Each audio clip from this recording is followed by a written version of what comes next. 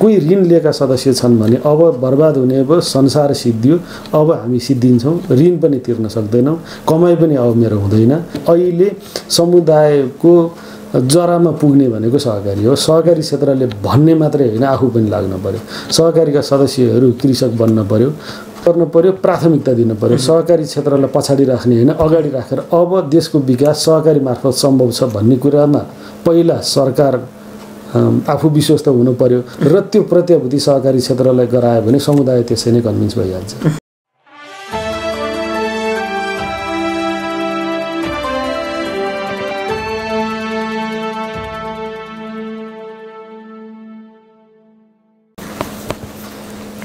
नमस्कार, यहाँ सबैलाई हार्दिक स्वागत छ। यतिखेर विश्वभरि कोरोना महामारीको त्रास छ। कोरोना महामारीको कारणले गर्दाखेरि अर्थतन्त्र तहस-नहस अवस्थामा छ र आम जनताहरू त्रसित अवस्थामा हुनुहुन्छ। कतिपयले ज्यान गुमाइसक्नुभयो, कतिपय हस्पिटलमा हुनुहुन्छ। त्यसै गरी आर्थिक क्षेत्रमा काम गर्ने थुप्रै व्यक्तित्वहरूलाई अलिकति समस्या नै परेको छ र सँगसँगै नेपालमा झन् समस्या परेको छ। नेपाल जस्तो विकासोन्मुख देशमा र सहकारीको विकास क्रम बढिरहेको र सहकारीको एकदमै प्रभुत्व रहेको देश नेपालमा सहकारीहरूले के कस्तो भूमिका खेल्न सक्छन् यो कोरोना महामारीको समयमा र कोरोना महामारी पछि पनि के रहन्छ सहकारीहरूको भूमिका, अहिले कस्तो अवस्थामा हुनुहुन्छ र लगायतका विषयमा आज हामी छलफल गर्न गइरहेका छौँ। आज हामीसँग बचत तथा ऋण केन्द्रीय सहकारी सङ्घका प्रमुख कार्यकारी अधिकृत यानि सिइओ शिवजी सापकोटा हुनुहुन्छ। यहाँलाई स्वागत छ। नमस्कार। कसरी बित्दैछ पछिल्लो समय? अहिले आम स्वास्थ्य सङ्कटको अवस्थामा नेपाल सरकारले लकडाउनको घोषणा गरेको छ। सबैतिर बन्दाबन्दी नै छ र यो समयमा पनि हामी सहकारीहरू जो समुदायमा आधारित रहेर सञ्चालनमा रहेका सहकारीहरूको नेतृत्व गर्ने बचत तथा ऋण सहकारीको केन्द्रीय सङ्घले समुदायका व्यक्तिहरूलाई आवश्यकता पर्ने आर्थिक गर्ज टार्नको लागि आफ्नो सहकारीले त्यस्ता सेवाहरू उपलब्ध गराउनुपर्छ र त्यो सेवा उपलब्ध गराउँदा कसरी आफू सुरक्षित रहेर आफ्ना कर्मचारीहरूलाई सुरक्षित रहेर स्वास्थ्यको ख्याल गरेर सेवाहरू प्रदान गर्नको लागि प्रेरित गर्दै हामी केन्द्रीय सङ्घ पनि सञ्चालित नै छौँ। हामी दैनिक जसो हामी कार्यालय खोलेरै बसिरहेका छौँ। नियमित यो लकडाउनले गर्दा 1 महिना भइसक्यो होइन? सबैजना आम पब्लिक त घरमै हुनुहुन्छ, बाहिर निस्किनु पाएको छैन, तर नेप्सकुनको अफिस चाहिँ नियमित खोलिराखेको छ। हजुर, नियमित खोलिराखेको छ। म यहाँ नजिकै बस्छु, म कार्यालयमा आइराखेको छु र अत्यावश्यक सेवाहरू प्रदान गर्नुपर्ने जस्तो सूचना प्रविधिका कुरा, बचत तथा ऋणको कुराहरू, अन्य परामर्श सेवाका कुराहरू, सदस्य सेवाका कुराहरू चाहिँ नियमित सञ्चालनमा रहेका छन्। यतिखेर कोभिड-19 को असर चाहिँ कतिको परेको छ बचत तथा ऋण सहकारीहरूमा चाहिँ? कोभिड-19 को असर समग्र विश्वमै परेको छ। कुनै पनि क्षेत्र त्यस्तो नहोला जुन कोभिड-19 ले असर नगरेको होस्। त्यसमा पनि यो चाहिँ आर्थिक कारोबार गर्ने अथवा आर्थिक उपार्जनको लागि क्रियाशील बचत तथा ऋण सहकारी संस्थाहरू जो व्यक्तिको रकम जम्मा गरेर त्यही रकमलाई ऋण मार्फत परिचालन गर्ने, सापटी मार्फत परिचालन गर्ने सङ्घ संस्थाहरूलाई धेरै नै असर परेको छ। र एउटा विषय के रह्यो भनेदेखि सहकारी संस्था नियमित सदस्यको सम्पर्क, नियमित सदस्यको आर्थिक सहभागितामा सञ्चालित हुने भएकोले यो समयमा सदस्यहरूले नियमित आर्थिक सहभागिता जनाउन सकेका छैनन्। भनाइको अर्थ के हो भने उनीहरूले नियमित बचत राख्न सकेका छैनन्, उनीहरूको उद्यमशीलता घटेको छ, उद्योग बन्द भएको छ, पसलहरू व्यवसायहरू बन्द भएको कारणले उनीहरूले कबुल गरेको समयमा सहकारी संस्थामा नियमित बचत गर्ने भन्ने हुन्छ, त्यो पनि समयमा तिर्न सकिरहेका छैनन्, बुझाउन सकिरहेका छैनन् भने उनीहरूले लिएको उद्यम गर्नलाई लिएको ऋण अथवा जुनसुकै आय आर्जन गर्न लिएको ऋणलाई चाहिँ ऋणको किस्ताबन्दी भन्छ, किस्तामा नै ऋण लगानी गर्छन् हाम्रा बचत तथा ऋण सहकारी संस्थाहरूले। उनीहरूको मासिक होला, त्रैमासिक होला अथवा साप्ताहिक होला, कसरी ऋण लगानी गर्नुभएको छ त्यसको किस्ता बुझाउन सकिरहेको अवस्था छैन। निकै नै असर परिरहेको छ। अरू सहकारीहरू भन्दा पनि बचत तथा ऋण सहकारी अलिक बढी प्रभावित भइरहेको छ। प्रत्यक्ष पब्लिकसँग रिलेसन भएको हुनाले यसलाई चाहिँ अलिक प्रभावमा परेको अथवा बढी असर परेको भन्न सकिन्छ। यस्तैमा सहकारी क्षेत्रमा चाहिँ अहिले अलिकति यहाँहरूले पनि देख्नु भएको छ होला, कृषि सहकारी चाहिँ अलिकति क्रियाशील भएर सदस्यहरूलाई अथवा समुदायका व्यक्तिहरूलाई तरकारीहरू अथवा खाद्य वस्तुहरू चोकचोकमा अथवा टोलटोलमा अथवा गाउँगाउँमा अथवा घरघरमा पुर्याउनको लागि चाहिँ क्रियाशील रहेको देखिन्छ। देख्दा खुसी नै लाग्छ। अझै होस् झन्डै 34,000 भन्दा बढी सहकारीहरू हुनुहुन्छ।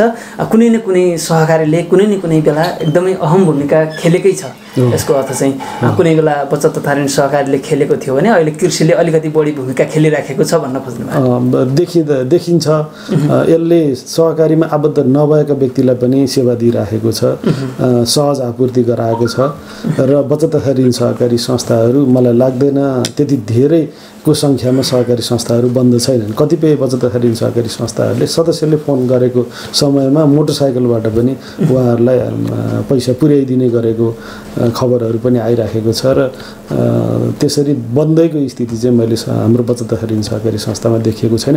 बरु समय सीमित गरेको होला, कर्मचारीहरू थोरै बोलाएका होलान्, डोर टु डोर जाने कर्मचारीहरू घटाएका छन्, तर सम्पर्क र समन्वयको आधारमा सेवा दिइराखेको स्थिति छ। यो सङ्कटको घडीमा चाहिँ अब बचत तथा ऋण सहकारीहरूको छाता संस्था भनौँ नेप्टुन नेपाल बचत तथा ऋण सहकारी केन्द्रीय सङ्घले चाहिँ यतिखेर के कस्तो भूमिका निर्वाह गर्दैछ? अहिले समग्र यो विश्व स्वास्थ्यको सङ्कटलाई हेर्दाखेरि सबभन्दा पहिला स्वास्थ्यलाई प्राथमिकता दिनु पर्यो, आफू जोगिनु पर्यो, सङ्क्रमण फैलिन दिनु भएन। त्यो कुरामा चाहिँ भिडभाड नगरिकन आफू स्वस्थ रहने र वरिपरिका व्यक्तिहरूलाई पनि सङ्क्रमणबाट जोगाउने, स्वस्थ राख्नको लागि पहिलो प्राथमिकता त्यो प्राथमिकता कायम गरौँ भनेर हामीले सदस्य सङ्घ संस्थाहरूलाई मार्गनिर्देशन जारी गरौँ। त्यो मार्गनिर्देशनमा 3वटा विषय छ। एउटा विषय स्वास्थ्यको ख्याल गरौँ, सङ्क्रमण हुन नदिउँ, र दोस्रो कुरा चाहिँ वित्तीय व्यवस्थापन गरौँ। स्वास्थ्य मात्रै ख्याल गरेर भएन, घरमा चुलो बन्द हुने स्थिति हुन्छ सदस्यहरूको। उनीहरूको आवश्यकता, उनीहरूलाई आर्थिक आवश्यकता पऱ्यो भने जसरी पनि पुर्याऊ, समयको पाबन्दी नराख्नु, बेलुका हो भोलि बिहान 10 बजी मात्रै खुल्छ भन्ने त्यो नगर्नु। समन्वय र सम्पर्कको आधारमा सदस्यलाई चाहिएको बेलामा वित्तीय सेवा दिनु र कार्यालय पनि व्यवस्थापन गर्नु। व्यवस्थापन के गर्नु भने कार्यालय सञ्चालन हुँदै गर्दाखेरि त्यहाँ हुने खाताबन्दीहरू, जस्तो यो लकडाउन त चैत्रको मसान्तमा पनि लकडाउन नै पर्यो नि, त्यसले गर्दा त्रैमासिक चौमासिक खाताबन्दी गर्नुपर्ने कुरा, सदस्यले पाउनुपर्ने हिसाब खातामा राखिदिने कुरा, उपलब्ध गराउनुपर्ने कुरा, संस्थाले लिनुपर्ने कुरा, ती सबै कुराको अभिलेखहरू अद्यावधि गरेर राख्नु। पहिलो कुरा स्वास्थ्यमा सचेत रहनु र सदस्यहरू जोगाउनु। दोस्रो कुरा वित्तीय अथवा आर्थिक कारोबारलाई सुचारू राख्नु, उपलब्ध गराउन आवश्यक भएकालाई। र तृतीय कुरा चाहिँ तेस्रो चरण अथवा तेस्रो प्राथमिक कुरा चाहिँ मनोसामाजिक परामर्श दिनु।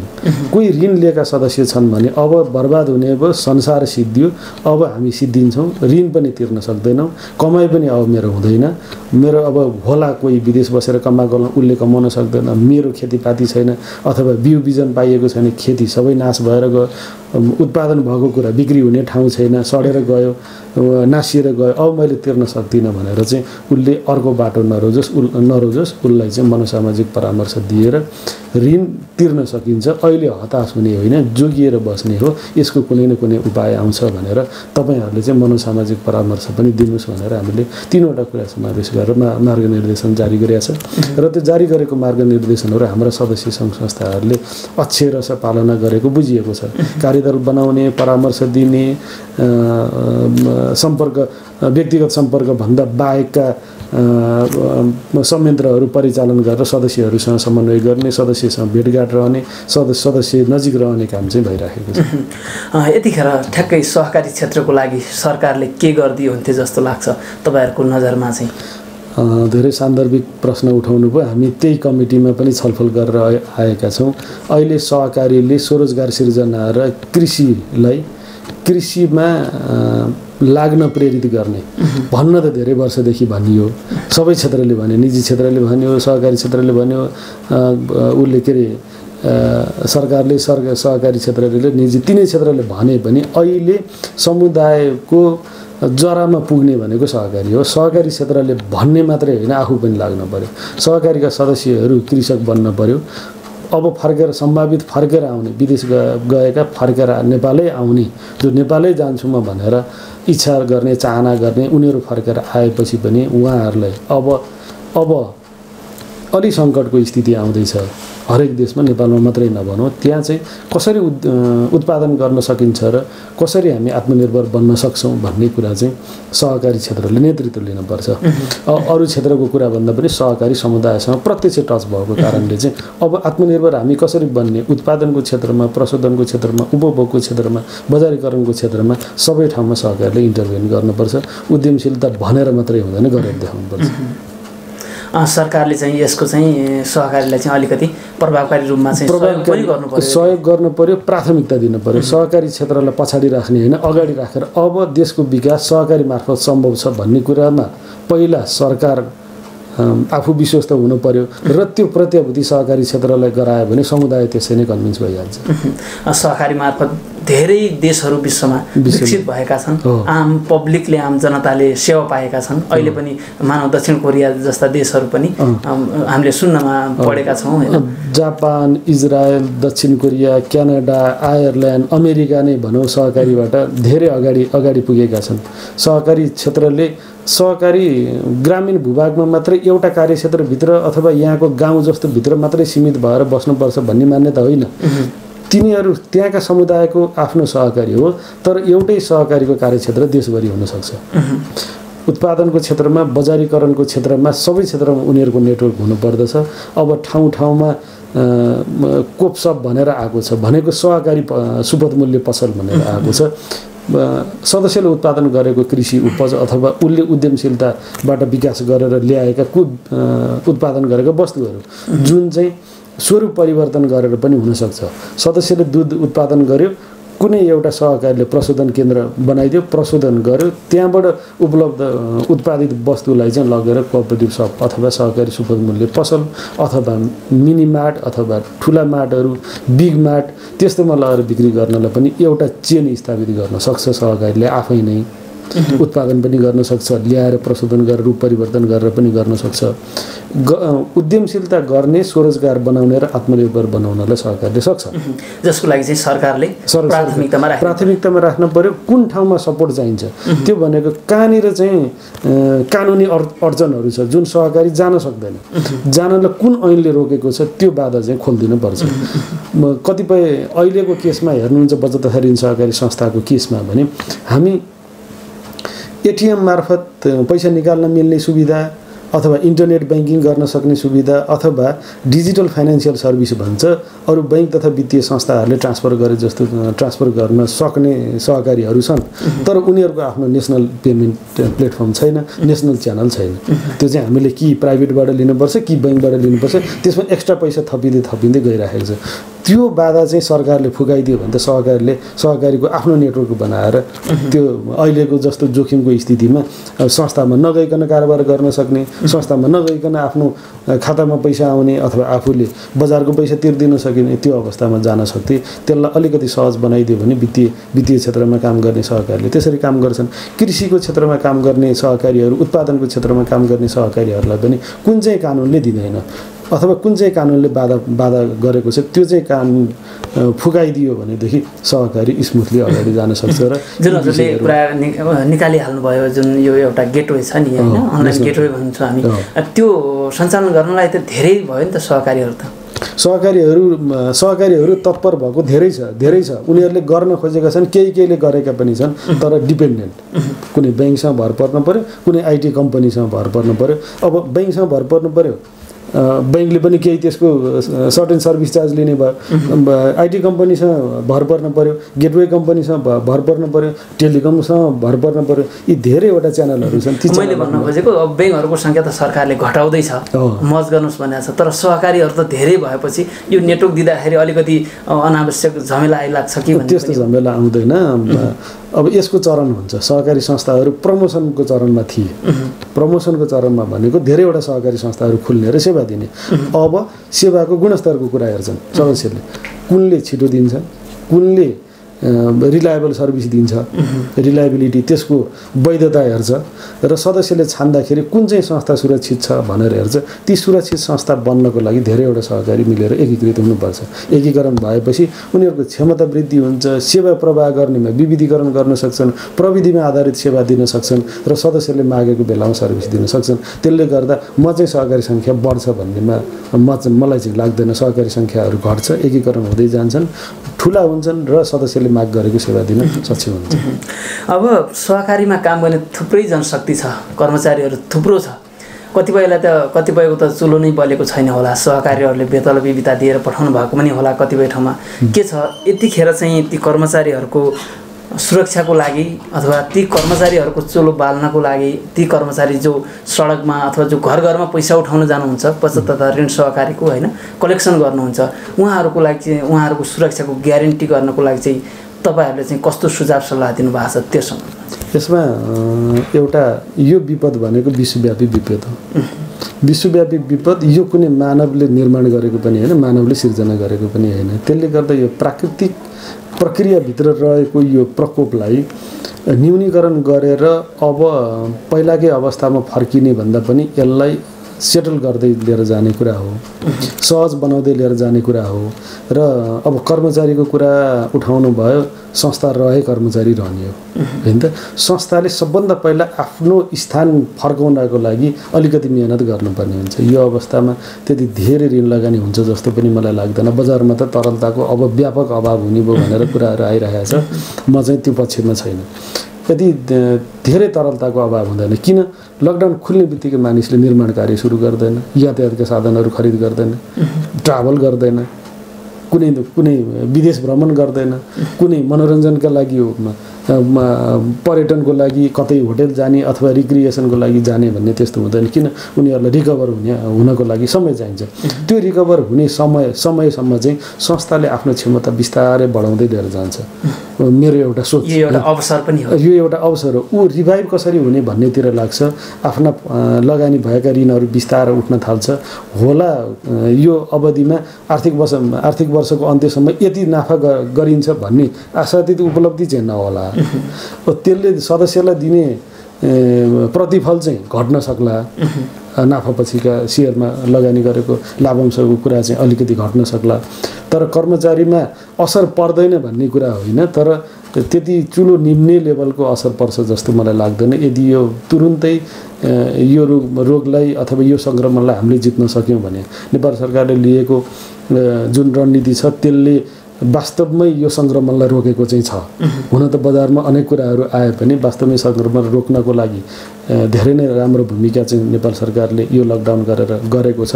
र यो सङ्क्रमण छैन हुँदैन भन्ने इन्स्योर भइसकेपछि आफ्नो दैनिक दिनचर्या सदस्यको पनि सुरु हुन्छ र सहकारी संस्थाहरूको पनि आफ्ना क्रियाकलापहरू सुरु हुन्छन्।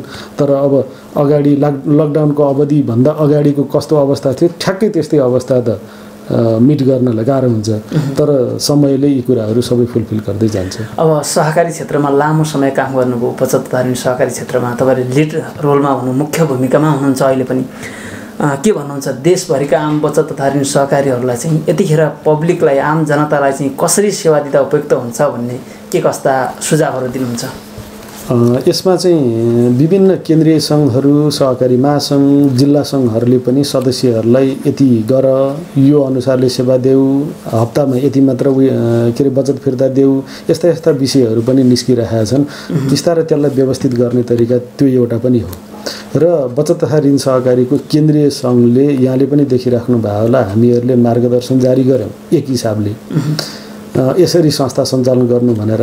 दोस्रो चाहिँ हामीले फेरि अर्को मार्गदर्शन के निकाल्यौँ भने यो समयमा, यो प्रकोपको अवस्थामा, यो क्राइसिसको अवस्थामा जनशक्ति कसरी व्यवस्थापन गर्ने त भन्ने पनि हामीले मार्गनिर्देशन दियौँ र यो बिचमा सुशासन पनि कसरी कायम हुन्छ भन्ने कुरा पनि दियौँ।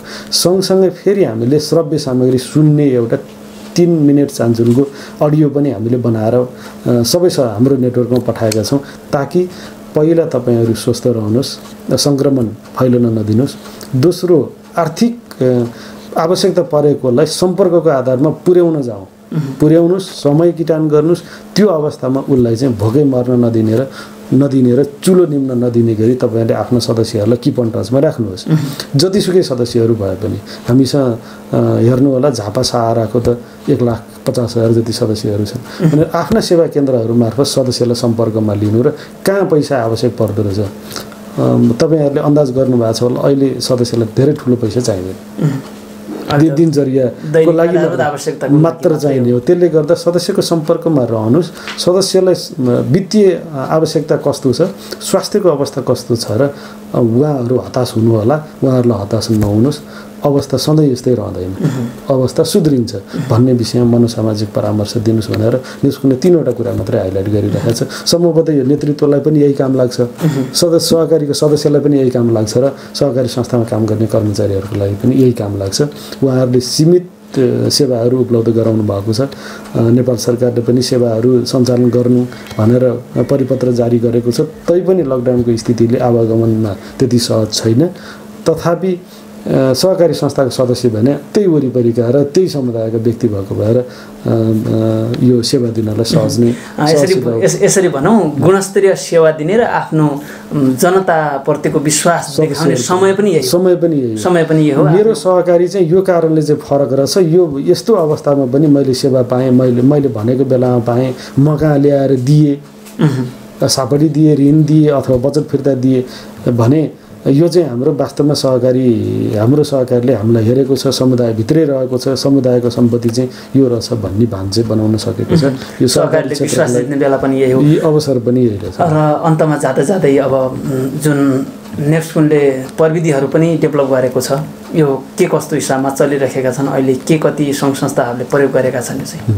अहिले हामीले तयार गरेको भने सहकारीको लेखा व्यवस्थापन गर्ने प्रविधि हो। त्यो चाहिँ 13 वर्षदेखि सञ्चालित छ र अहिले 1000वटा संस्थाले त्यसमा लेखा व्यवस्थापन गरिराखेका छ। अब यसमै हाम्रो अघि भन्नुभयो जस्तै बचत तथा ऋण सहकारी प्रविधिमा जानु पर्यो। त्यो त आन्तरिक कार्यालय व्यवस्थापनको कुरा भयो, लेखा अभिलेख व्यवस्थापनको कुरा भयो।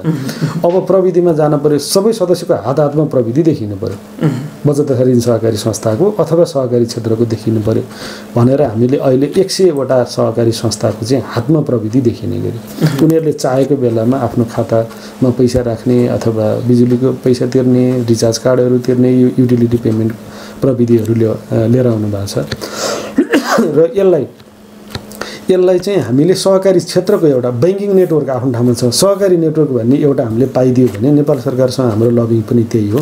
सहकारी नेटवर्क पाइदियो भनेदेखि सर्वसुलभ रूपमा डिजिटल हुन्थे। अब विश्वले नोट नछाप्ने भन्न थालिसक्यो, नोटमा कारोबार नगर्ने, पैसामा कारोबार नगर्ने भन्ने भइसक्यो। त्यो क्षेत्रमा हामी लाग्नै पर्छ, नत्र सहकारी क्षेत्र पछाडि पर्छ। र त्यसको लागि चाहिँ नेप्सकुनले यो वर्ष पनि बजेट विनियोजन गरेको छ। नेपाल सरकारसँग पनि रिक्वेस्ट गरेर पठाएको छ, यदि बजेट चाहिँ हामीले पायौँ भने। र सहयोग गर्ने हातहरू अन्तर्राष्ट्रिय सङ्घ संस्थाहरूले पनि यदि डिजिटल फाइनेन्सियल सर्भिसमा अथवा सहकारीले उपलब्ध गराउने सेवालाई डिजिटल बनाउने हो भने हामी पनि सहयोग गर्न सक्छौँ भनेर यो हप्ता मात्रै मसँग 1-2वटा आइएनजिओले कुरा भएको छ, विकास साझेदारहरूले कुरा भएको छ। र हामी लकडाउन खुल्ने बित्तिकै यसलाई कसरी व्यवस्थित गर्न सकिन्छ र प्रविधिमा सहकारी क्षेत्रले छलाङ मार्न सक्ने कसरी बनाउन सकिन्छ त्यसतर्फ हामी गृह कार्य गर्दैछौँ। र यहाँहरूलाई मैले भन्नै पर्दा अहिले 2020 देखि 2023 सम्म नयाँ रणनीति बन्दैछ नेप्सकुनको, अस्ति 19 मा सकिएको छ। त्यो रणनीतिभित्र पनि डिजिटाइजेसन अफ क्रेडिट युनियन भन्छ, बचत तथा ऋण सहकारी संस्थाहरूलाई प्रविधिमा लैजाने हो। त्यो एउटा रणनीति मुख्य रणनीतिको रूपमा रहेको छ। यसमा हामी नेपाल सरकार, साझेदार निकायहरू, सम्बन्धित निकायहरू र विकास साझेदारहरूसँगको सहकारीमा यसलाई हामीले फाइनल गरेर लिएर जान्छौँ। अमूल्य समयका बावजुद पनि समय उपलब्ध गराइदिनु भयो। यस्तो भनौँ यहाँले बचत तथा ऋण सहकारीहरूलाई जुन रिक्वेस्ट गर्नुभयो, अनुरोध गर्नुभयो हामी मार्फत, यसको लागि चाहिँ यहाँलाई धेरै धेरै धन्यवाद। धेरै कुरा आम जनतामा आज पुर्याउन पायौँ, त्यसको लागि यहाँलाई धन्यवाद।